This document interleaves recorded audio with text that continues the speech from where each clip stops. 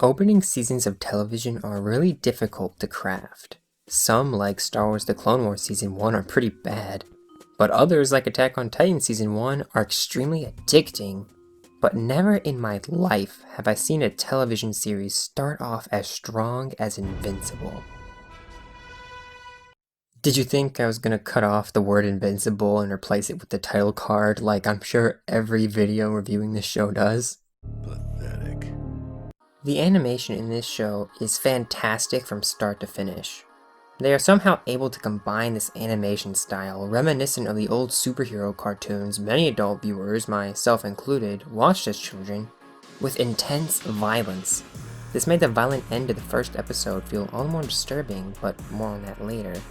The violence in this show, though, holy crap! This is something I love about this show. It treats superpowers realistically.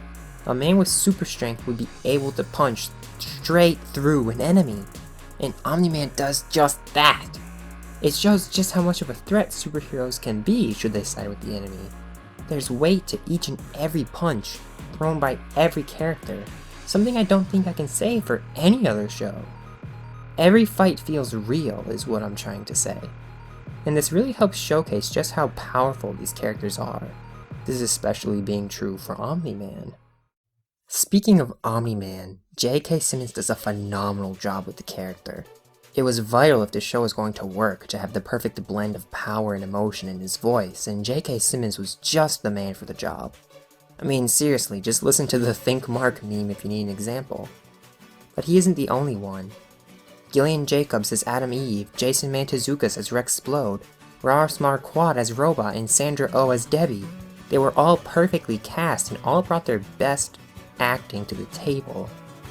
Jason Mantzoukas specifically brought a sense of humor to a show that would have been far more serious without his presence.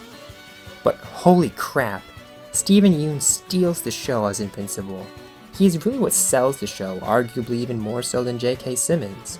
He perfectly portrays a young, aspiring superhero trying to live up to the example set by his father. Each of his lines feels genuine, which really, at least in my case, emotionally invested the viewer into the story. And what a story it is! The pilot episode of this show may just be the best pilot episode since Breaking Bad's. Right off the bat, in the scene where Debbie says they rebuild the White House twice a year due to supervillain attacks, the show instates this sense of normalcy concerning such violence. Superheroes are not a super rare thing, and neither are supervillains. In fact, the show revolves around a new hero who will soon meet another hero in the same school as him. And with this many heroes in the world, with how many heroes showed up to save the president compared to the mere 2 villains attacking, the show makes it seem like the heroes are more than capable of maintaining peace. I mean, who could possibly hope to defeat the Guardians of the Globe?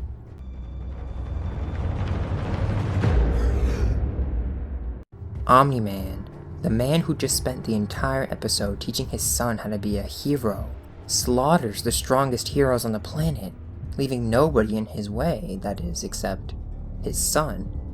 That violent twist pulls you in, but it's the inevitable moment of when Mark will eventually find out what his father has done that keeps you watching. Interestingly enough, though, Mark never takes part in the investigation, nor does he have any desire to. Never does the thought cross his mind that his father could be guilty. Damien Darkblood investigates under the assumption that Omni-Man is guilty, but when he's taken out of the picture, Debbie takes up the investigation under the assumption that her husband is innocent.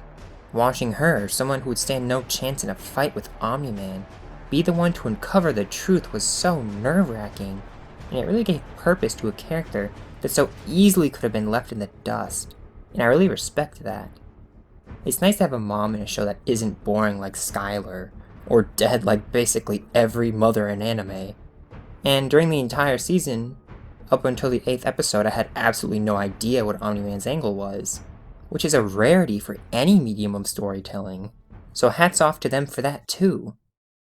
While Mark's adventures are certainly on a smaller scale than that of his parents, they do not feel in any way like they're filler, because they serve as a means to help Mark adjust to his new place in the world. He has to balance his human life with his hero life and decide when they should cross and when they shouldn't. This makes the normally cliche "I can't tell anyone about my powers" trope fit, because we see who he wants to share this new aspect of his life with, and who he's willing to treat like crap in order to maintain this secret.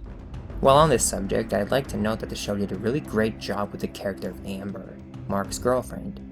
She could have been a two-dimensional character simply serving as a stepping stone towards the inevitable romance between Invincible and Atom Eve.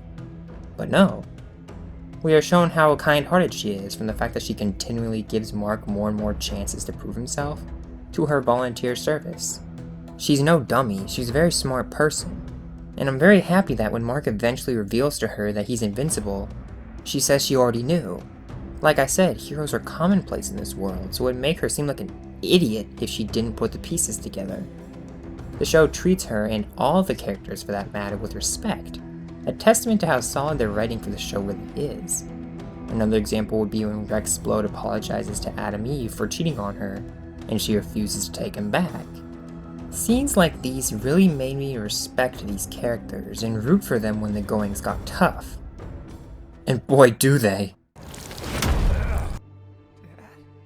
By the end of the 7th episode, Mark is at his lowest point. He got beat to a pulp by the cat guy in the 5th episode. His best friend's boyfriend got turned into a cyborg because he was too reluctant to act in the 6th episode. And his girlfriend broke up with him because of his own actions.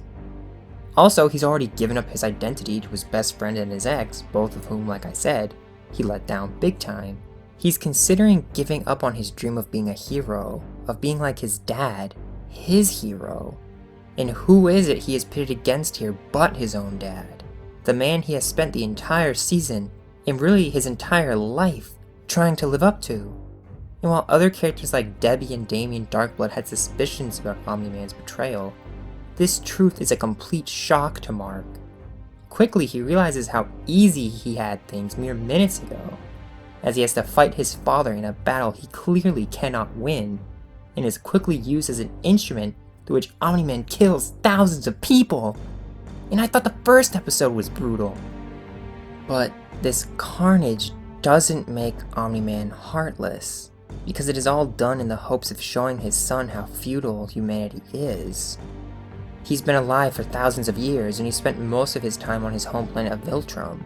How could he side with humanity? But the same goes for Mark. How could he not side with his home? So Omni-Man goes in for the kill. But he can't do it. He can kill humans, but Mark is no human. Mark's part Viltrum. Mark's his own son. So he makes one last-ditch effort to convert his son to his side. Everyone and everything you know will be gone! What will you have after 500 years? You, Dad. I still have you. Just wow. What an incredible way to end the season. This is a huge payoff to all the investigations into Omni-Man. It serves as a way to show Invincible as well as the new Guardians how badly the world needs them. But it's so much more than that. It pits a young man against his idol, a son against his father. I have a great dad and I've always felt like I could go to him for anything if I needed to. So seeing this really made me emotional. And it was the first show since the Clone Wars finale last year to make me tear up. And when the credits to the season finale began to roll, I felt the exact same way I did after watching the first episode. I have no idea what will happen next, and I cannot wait to find out.